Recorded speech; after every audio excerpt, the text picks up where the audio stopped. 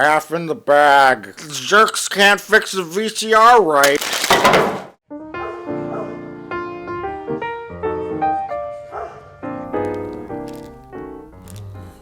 Hey Jay, what time is it? I don't know, 2-ish? It's about time to take my medication. Mike, what's that medication for? Oh, it's my brain medicine. I take it to help with my hallucinations. It seems to work for the most part, except for one side effect: hallucinations. The main thing that I hallucinate is a fat, middle-aged man that loves Star Wars. I don't love Star Wars. Heaven's Gate! There he is! Oh, I see him too. That's just Rich Evans. Oh. Why didn't you tell me you weren't a hallucination?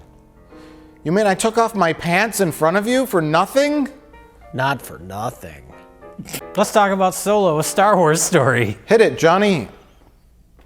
Solo, a Star Wars story, is a film that just came out, directed by Ron Howard, and also sort of directed by Lord and Miller, the guys that made the Lego movie, made a Han Solo movie, but it was deemed too silly and bizarre and had too many ad-libs and went over budget and was out of control. So Kathleen Kennedy fired them and Ron Howard took over to make it more boring. And then they finished the movie and a bunch of critics went to the screenings and were paid off to give it positive reviews. And then when it came out, it tanked in the box office, and the audience reviews went through the floor into the negatives, and nobody liked it, and a whole bunch of people killed themselves over it. Check it out. Ricardo Montalban, what did you think of Solo, a red plastic cup story? Well, I have to ask you, I heard you laughing. You were on like the far side of me. Were you laughing with or at the movie? I heard a couple chuckles. I was laughing with it. All right. That's somewhat surprising. This, all right, based on what I've just heard, you know what's going to be really surprising? I kind of loved it. Not even liked it, you loved it? Well, kind of. It's not up to love, but it's near. Okay. I enjoyed the film. Why? I hate Star Wars. I am absolutely sick of Star Wars. I feel like the franchise should have ended in 1983. I feel like they ended their story, and I feel like they haven't had any idea what to do with it since. I'm sick of it. I hate lightsabers. I hate the Force. I'm tired of the Empire. I'm tired of the Rebellion. I really like this movie. Because it had none of those things. It had none of those things. Well, it had all those things just so minimally that they're almost not noticeable. Right. No, this focuses on like the neglected aspect of Star Wars, and this aspect of Star Wars I always liked, the seedy underbelly stuff. I like the rogue. I like your characters who are kind of the outlaw, and they're getting by on their wits and bravado and Bravado. Not bravado. Whatever. So you both hated it? No, I'm with you. Oh. Really? I'm with you with about 40 asterisks. Oh, I'm not saying it's flawless. No. I was mostly bored. I would say the first hour and a half was that. It kind of got interesting in the third act a little bit. The prediction video, by the way, that you and I did is not some sort of like prophetic power that we have. No, it's obvious stuff. It's you sit down, and if you have a modicum of intelligence, you go, what do we do? You don't know a lot about him, and you have a couple things to go on. He wasn't the main. Yeah. He wasn't Luke Skywalker. He was Han Solo. He hung around Chewbacca. Flew a Millennium Falcon. He had his quirks. What do you do? We're meeting Han right before he becomes the Han that we know. You pluck all the things that he's said throughout the movies that he's done. The Kessel run, it's a Carillion. He's like, not the local Bolt cruisers, but the big Carillion ships. And he's talking about the Star Destroyers. So of course, Han Solo flies a Carillion YT freighter. And they got to show the Star Destroyers being built on Carillion, because that was just a throwaway line. Han shoots first, which of course he does, and all the little things. Well, that's his character arc in this movie. I was expecting him to start out more like honest and simple, like a good guy, and kind of by the end of the movie he becomes the Han that we know. But he's kind of the Han we know from the very beginning, and the only thing he learns throughout the movie is to shoot first. That's like his arc. He's the Han we know, but he's not especially good at it. And I think the movie is just about him learning the ropes. See, I was surprised that he was like a good pilot from the very beginning. He's not. He gets his ship jammed in the crevice. He tries the fancy maneuver, and it only kind of works. That kind of came across as just like a cutesy little... He was stealing, he said that ship that they used in the attack on the train. He's like, I was stealing those when I was 10. So his scrappy upbringing implies he learned how to do things much more than Anakin. He's working for a crime syndicate already, the centipede lady. So he's doing jobs already on Corellia. It's safe to assume he's learned how to fly things. Plus, by the time he gets his hands on the Millennium Falcon and gets to fly it, he's had 3 years, roughly 3 years, in the Empire in pilot school, even though he gets kicked out. We're going to assume he learned some stuff. I'm okay with that.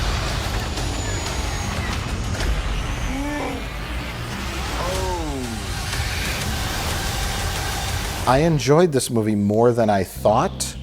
It doesn't mean it was not without its problems. And we're going to talk about the cinematography in a little bit. That's one of the main ones. That was actually worse than anything else in the movie. What kind of prevented me from getting into it was just how ugly it looked visually. There was a couple of laugh moments, like when he does a bluff. You happen to notice that freighter down there? You know what's on it? About 30 hired guns. All I gotta do is give them the signal, you're surrounded. And then Lando just takes off. He doesn't quite have his mojo yet. That ended up being the best aspect of the movie, was his performance, and that was the most shocking thing to me. He was pretty good. He doesn't quite, no one has that Harrison Ford from young Harrison Ford days charm, but he captures the kind of spirit of Han Solo without being a direct imitation. Yes. Unlike Donald Glover, which was the one thing that I was looking forward to in the movie, and that was, for me, one of the bigger disappointments, is that he is just doing an impression. It's the point where I found it sort of annoying. I thought it worked, though. Really? I like Donald Glover in this. I like Donald Glover a lot in general. That's why I was looking forward to seeing him in this. It was humorous because Lando isn't the strongest, most revered character. He serves a plot function in Empire. If his past version of him has a little bit of humor to it, and is sort of like tongue in cheek, fine. I really think I would have enjoyed the Lord Miller version better than the obvious boring train heist sequence, or the opening we got to drive this stolen car to get to the checkpoint. And they're really pumping up that music to make you feel like you're supposed to be excited. I was like, oh god, that was a real bad sign. I was like, this is. See, that was the whole movie for me. Was that permeated through the whole movie. The thing I appreciate was that the temptation to shove in so much fan service that you want to barf was not really realized. It wasn't more than Rogue One. This felt like just like a story being told in this universe. Yes, and that's what we've always been hoping for. So we can't be hypocritical here because. Well, no, but I would like that more if it wasn't a Han Solo movie. I was thinking during the train heist chase scene, or the train heist sequence. I was looking at Woody Harrelson, and he's got his little crew. There's the four-armed little ape man. Sure. And I was like, do we need Han Solo? A little movie set in the Star Wars universe that's about a train heist. Well, this is where my producer brain comes in and says that's something that sure could work, but it's. At this stage in the game, it's a little risky, but you can't release a movie called, Johnny Swashbuckler and his friends in space, a Star Wars story, because everyone's going to go, yeah. Solo has an emotional heart to it, the key. That character and Han and the relationship and how they've gone in different places, I like that. Okay, I didn't get. I didn't. What? Kira. Kira? Was it Kira? Kira is this incredibly whip-smart, strong, badass kind of girl. The emotional heart, though, is Han wanting it to be like it was with them, but she's gone down some dark roads and he can't see it. Sure. There's- I didn't really. I mean, There's feelings. See, I in didn't the get movie. any feelings, especially between the two of them. I didn't think they had any chemistry, but I thought it was weird early on. It's like his whole motivation to get a ship and go back to Corellia, right? Is the planet? Was to reconnect with her. And then, like 10 minutes later, she shows back up in the movie. It's like that was way too soon. It's like she just is coincidentally at this place they're at. Like His goal was to rescue her. He never really does it because she has already had her fall from grace, even though he doesn't know it yet. She has technically escaped, yet he still hasn't really saved her.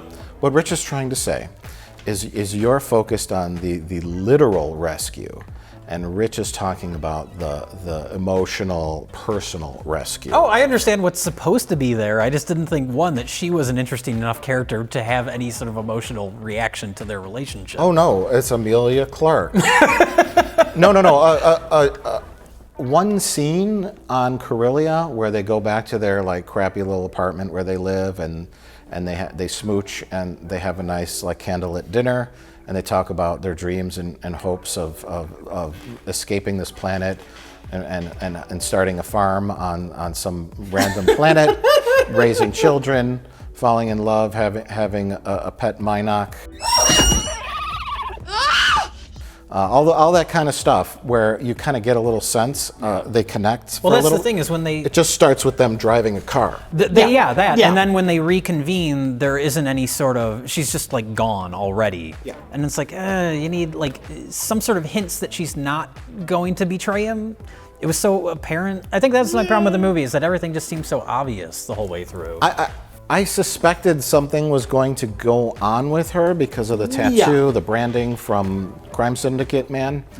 But I didn't quite know where it was going to go. It wasn't predictable that she was going to totally betray him and be aligned with the fucking Sith Lord. Well, I wasn't expecting a Sith Lord, but I was expecting her to betray him. That just seemed apparent from right when they reconnect. I was thinking it might be she does try to go off with Han and not betray him, but that ends up getting her killed, thus hardening Han Solo's heart. I thought that was a I thought possibility. she was doomed to die as well. Yeah. See, this is why the third act got a little more interesting for me. Oh, is that- definitely. well, one, I like the fact that the climax of the movie, it takes place in bad guy's office.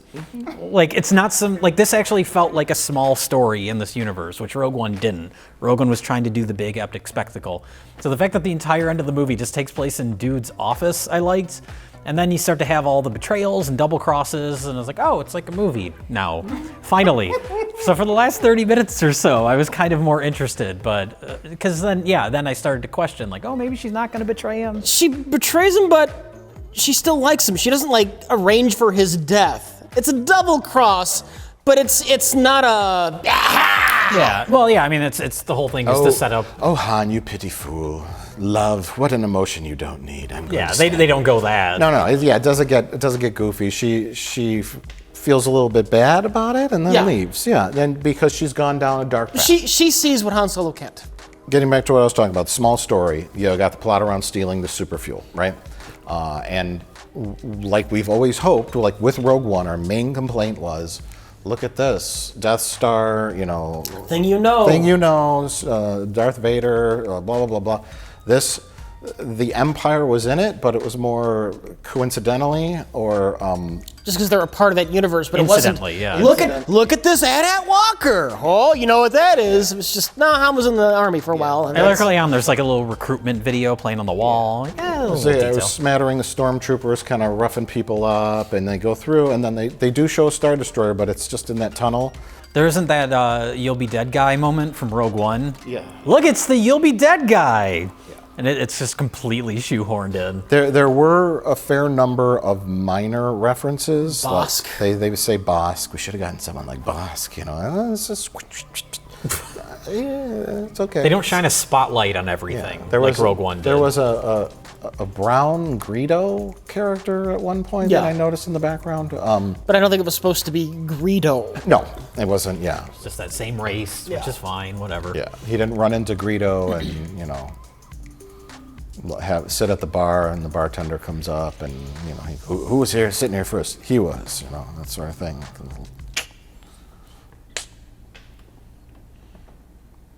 Who gets a shot first? And then the Chewbacca scene, when he meets Chewbacca, almost verbatim what you predicted. How about this? Han Solo and Chewbacca are thrown in an Imperial prison together. And we have a scene where it's the first time they meet. Chewbacca's like in shadow. Yeah. Like rim lit, kind of like how he appears in the beginning of Return of the Jedi. And then here, and then Han Solo's like, oh my God, there's a monster in here. And then he comes up and he goes, of course, Chewbacca would be a prisoner. Han would be a prisoner too. Their chemistry was so good, I don't think I care. What do you think? Well, what do you know? If the movie had focused more on just the two of them, maybe I would have liked it more, because I did think that they worked pretty well together. It focuses on them quite a bit. That was actually one of the nice things about the movie, just seeing that relationship between Han Solo and his dog blossom. Yeah, because Chewbacca was underused in the Force Awakens and the Phantom Jedi. What is it called? The last Rian Johnson film. But yeah, like the Han and Chewie back and forth was funny. Yeah. And I. What did you guys think of Han speaking Wookiee?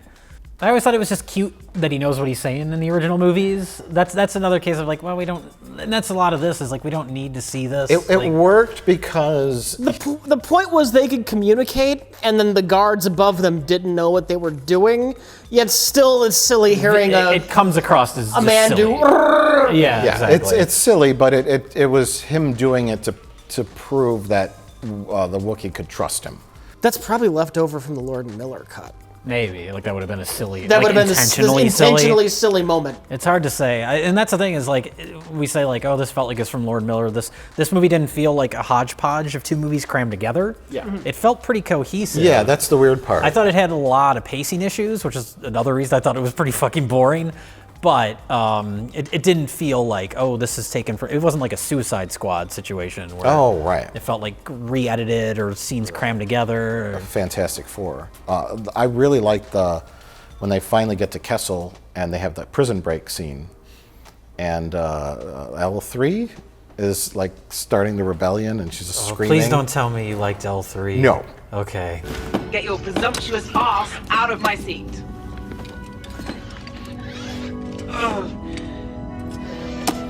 Oh, my sacral occipital circuit is sticking. You're gonna have to do that thing again later. Yeah. We need to talk about L3. L3, the feminist robot. But continue your point, I guess, before we talk about Oh L3. yeah, no, I thought that was fun when all the prisoners started getting released and there's just like chaos going on. It just felt fun.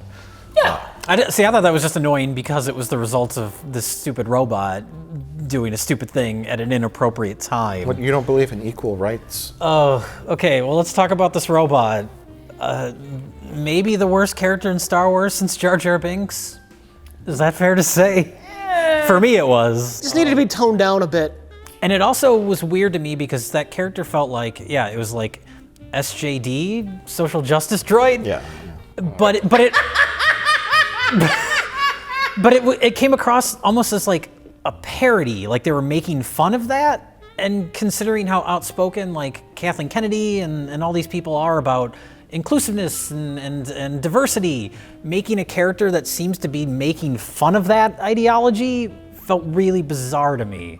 Because it does come off as goofy. It comes across like they're making, like you're supposed to be laughing at this character for being so, like social justice-y.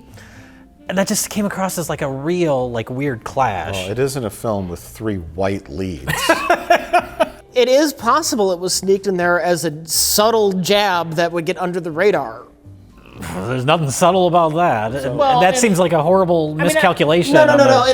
In the fact that it's actually making fun of the whole accusations that Star Wars is a feminist thing now. Miss Kennedy, when are we going to have a woman or a person of color direct a Star Wars film? Very soon. Yeah. Very soon. That's just so important to me. And then they hire Ron Howard. And then Ron Howard, let's give Rian Johnson 3 more films.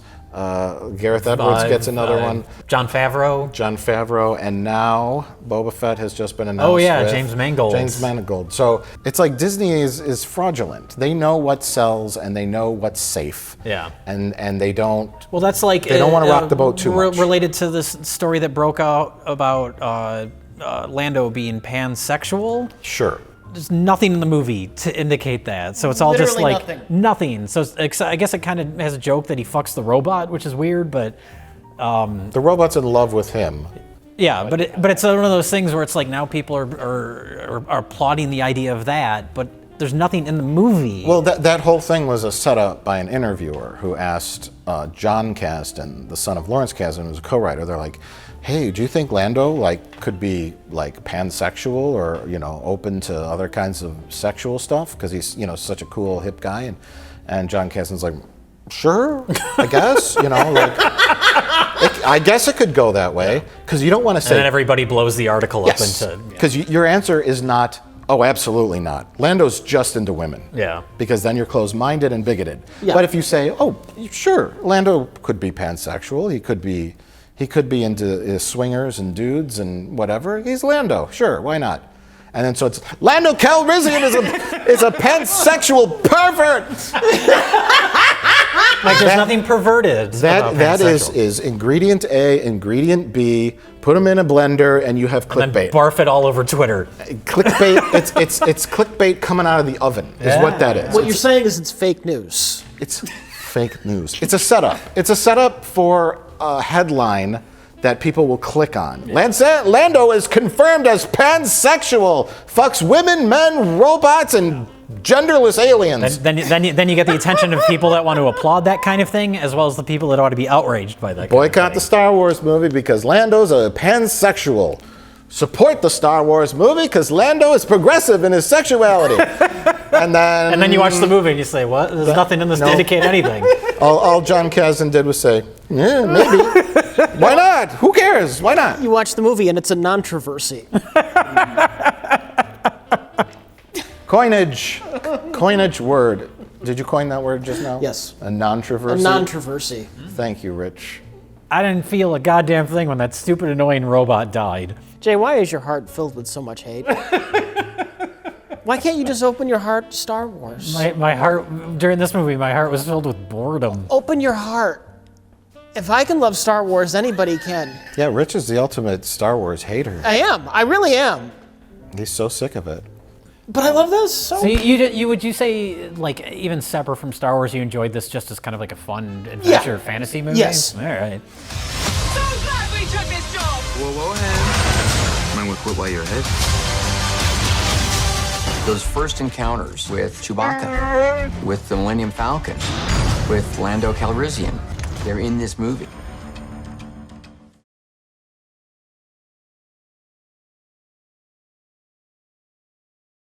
Let's talk about cinematography. When your cinematographer... I'll just scoot over this way and let the adults talk about cinematography. Well, no, you had to have noticed something. Just listen Did along. it look ugly and murky to you? Nothing stood out, but I'm tone deaf to this stuff, I think. I mean, It didn't bother you that you couldn't see who you were looking at in scenes? I wouldn't say I thought it looked great, but it didn't look distractingly awful. He's right. Let the adults talk. Okay. To the cinematographer of this film, when Jay looks over his shoulder and wonders if there's a problem with the projector, there's something wrong.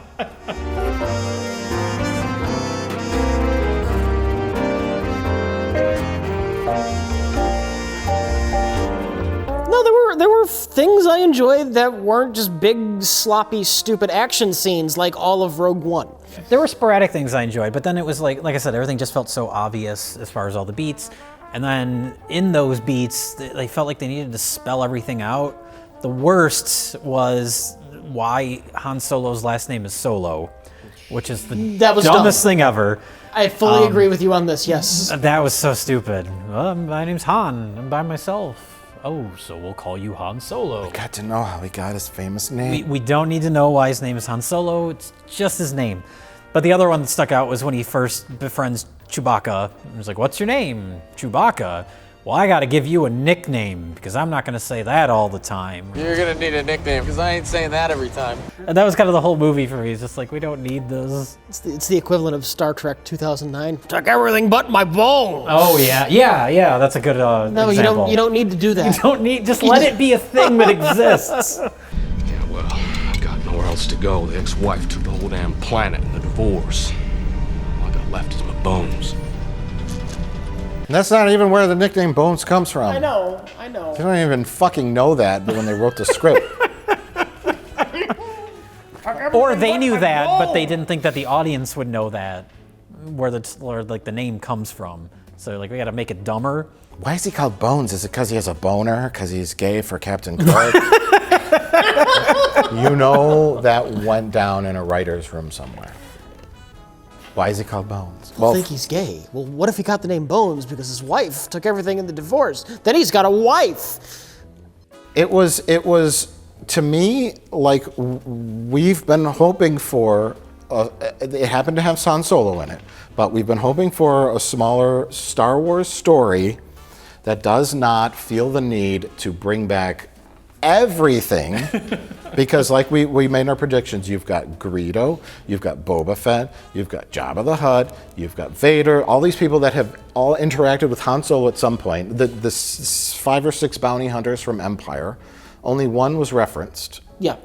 Bossk.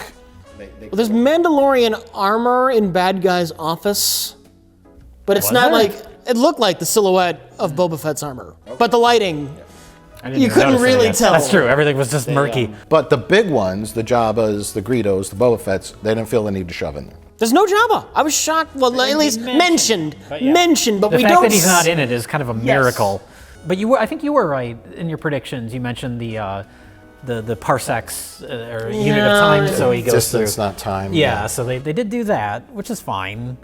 Or did he do it because they put in a drop of the hyperfuel and it pushed the Falcon like fast? I thought the excuse was the area was so rough that the safe way was to go all the way around and looping, and Han Solo's solution to them being chased by a Star Destroyer was fuck it, we're gonna cut right through this terrible rough space terrain. Yeah.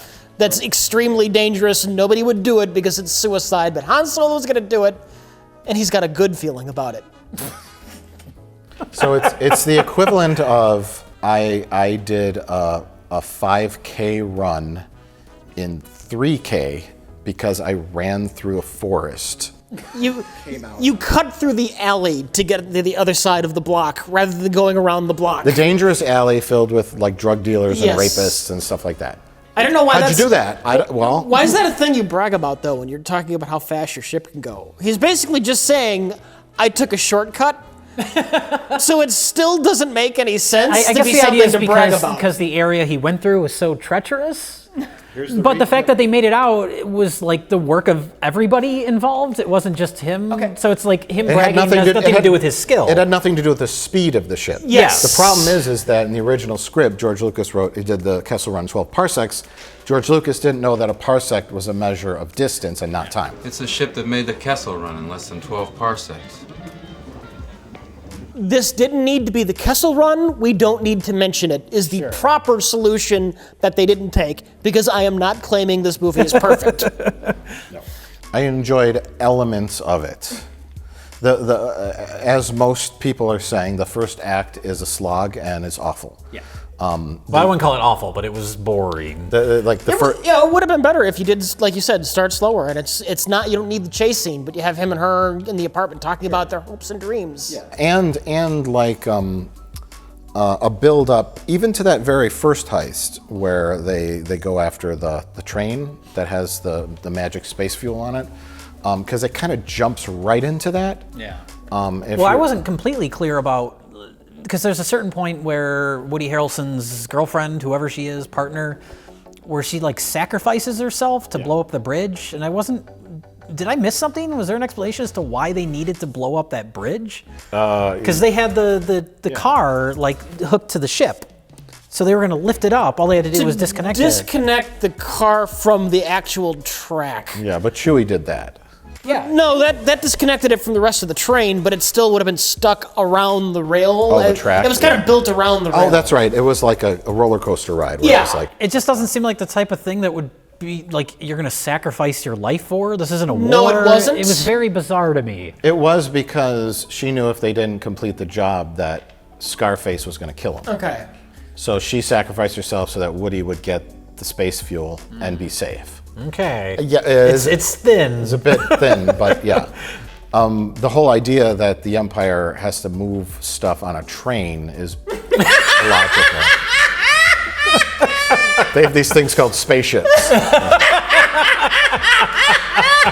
But it made for a nice visual set piece. Here they come! Let me give you some advice. Assume everyone will betray you.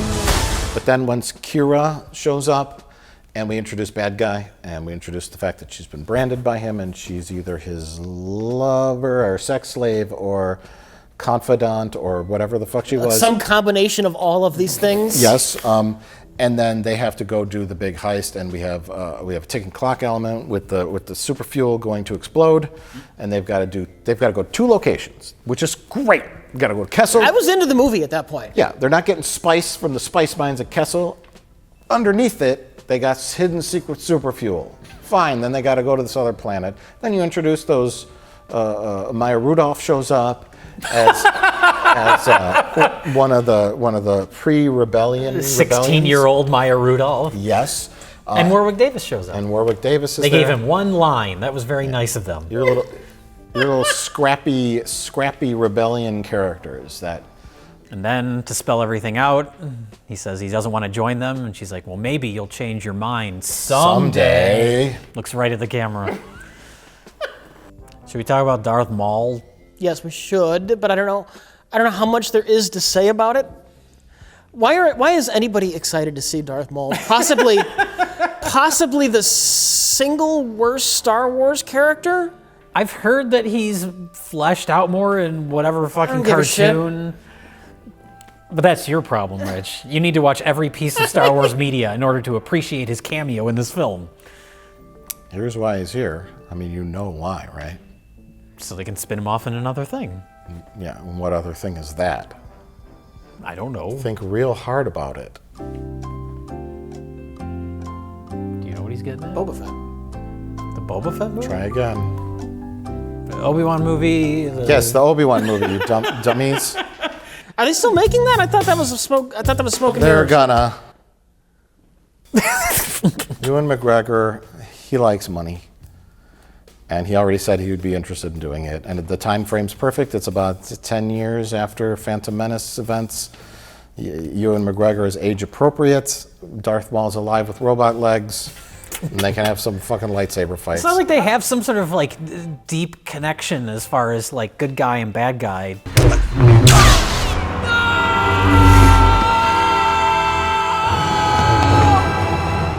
Darth Maul is just like a visual. That's all he was. That's all he was. That's why he's not interested. His entire character is he has a double-bladed lightsaber. That's Darth Maul's character. Which they made a point of having him pull out a lightsaber in this movie to intimidate Amelia Clarke, even though he's a hologram. That was eye rolling. I thought we predicted some kind of lightsaber floating around. You have to have a lightsaber in a Star Wars movie, Mike. I know It was such an awkward way to shoehorn it in too, and the fact that like he's a hologram, which in Star Wars movies have always just been sort of like bluish, like monochromatic, but this lightsaber is bright red. Mr. Scarface. Jay, the lightsaber is so red that it overwhelms the blue of the hologram. No, Mr. Scarface is super rich, and so he has a really, really modern, advanced holographic. Oh, okay. That does red. Just does one other color. It's blue and red. The Empire couldn't afford it. They spend most of their budget on military weapons. The communications are the lowest part of their budget. A little terrible cutout of Darth Vader. That to me is the only flaw in Empire Strikes Back. There's absolutely no other flaws in that whole movie except for when Lord Vader talks to the guy running the AT walker, and he appears as this tiny little guy in his dashboard. The shield will be down in moments. You may start your landing. Don't I look intimidating? I'm the size of an action figure. It needs to be. It'd be great if his voice was higher pitched. Like your pitch changes depending on the size of the hologram. That's why Snoke sounds so intimidating in Force Awakens. Take down the generator, General. Do not fail me. It's why both the Emperor and Snoke appeared in giant, like, intimidating, dominating holograms that are above you and looking down, but then Vader's on his dashboard, and he's like this. Like the Vader on his dashboard, that's how you would look in like on Palpatine's side of the hologram. Like when his hologram's big, Palpatine's looking at your little hologram. Conversely, it's why Leia was a small hologram saying, "Help me, Obi-Wan Kenobi, you're my only hope." Visually, it shows. Visually, it shows. It shows she's little and small and helpless, and that's the thrust of Luke's storyline. But Vader on the... Look, all I know is that in our theater, which was filled with about 8 people, one guy clapped for Darth Maul. I did too. Yeah, but you did it as a joke. But I think that was Ray Park. Oh, really? What the fuck else is he doing? Of course. Did they have, that wasn't Peter Serafinowicz. It's not Peter Serafinowicz. It's voiced by, he's voiced by Sam Witwer, who does voice acting for all the, like, Clone Wars. Is that the same guy that does the terrible Palpatine? Yes. If only we knew someone that did a better Palpatine. The most important takeaway from this movie, it was a fine little Han Solo origin thing. He did a couple things. He had some adventures. He had a little thing. Some funny moments. You're so like dismissively positive about the movie. Yeah, sure. That's a great. I'm dismissively positive. All right. I didn't hate it to death, and I thought it was okay. It had some annoying things in it, but also had some funny things and things that worked. But what I'm saying is the most important takeaway is that Darth Maul scene at the end. Because that to me says we're going to go more in a Marvel-esque direction. Who could we just pull out of the fucking blue? Darth Maul. Darth Maul has robot legs and he's a crime lord. And Kira has gone off to serve him. Where the hell is that going to go? You know what I mean? So they're setting up, clearly, Obi-Wan to come back and have a rematch with Darth Maul, which is going to make every fanboy cream in their pants. And so I think they're desperately trying to expand this unexpandable world as much as they can. Like you said, creatively bankrupt. There's a lesson to be learned here. So, Rich, would you recommend As somebody who hates Star Wars, absolutely positively sick of it, shockingly, I do recommend Solo, a Star Wars story. Jada, would you recommend Solo or Star Wars story? No, it was just too boring. Yeah, as far as a recommendation for me, I'm on the fence because the visual nature of it is very important to me, and how ugly and fucking dark and silhouetted and gross the lighting was. I think the negatively affected any kind of lightheartedness and funniness that was in it. Okay. It was like that humor and stuff that it desperately needed that was there, sort of, was just trying to break through that fog.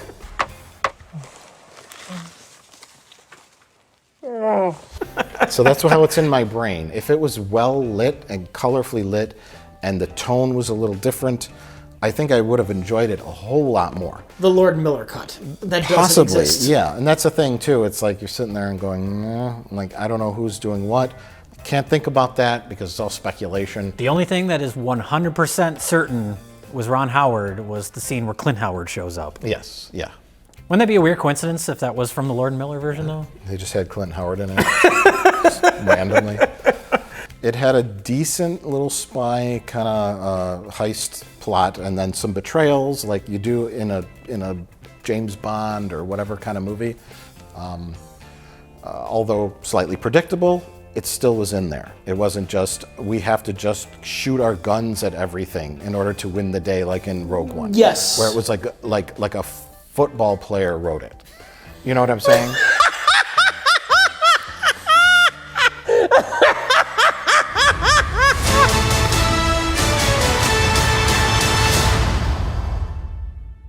They addressed the controversial front of the ship thing, which I have a prop here, where you don't have that gap here, which Nerd said was used as a freighter to push things, hence the side cockpit.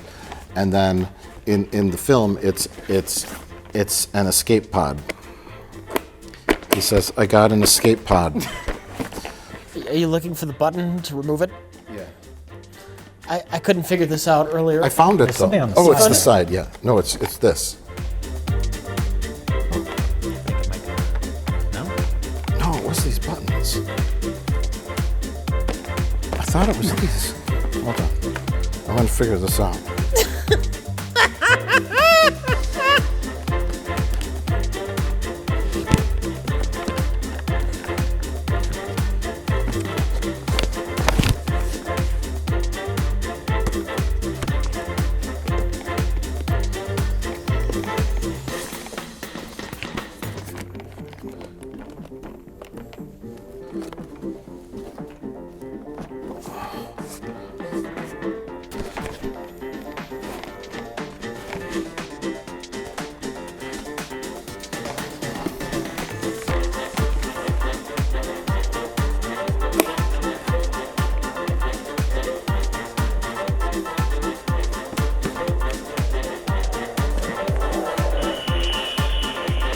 How could I not find it now?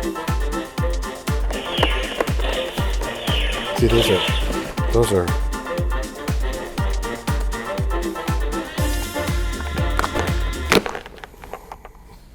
Oh, you just pull it out. They even addressed. They even addressed the controversial design, where everyone was like, "Where's the things?" You know, because there's an escape pod. That's the escape pod, and these teeth were meant to push cargo.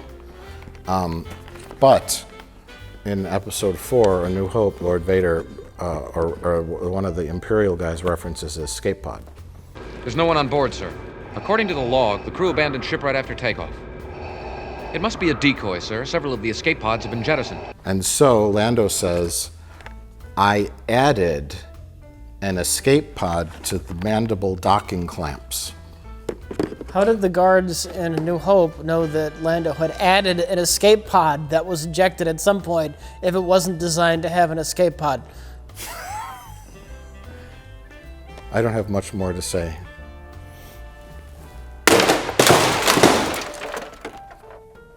Oh, I think your medication's wearing off.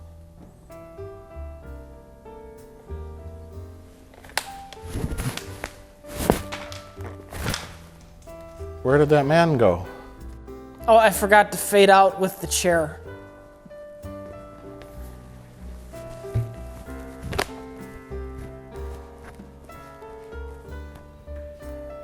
What is he doing? I don't know.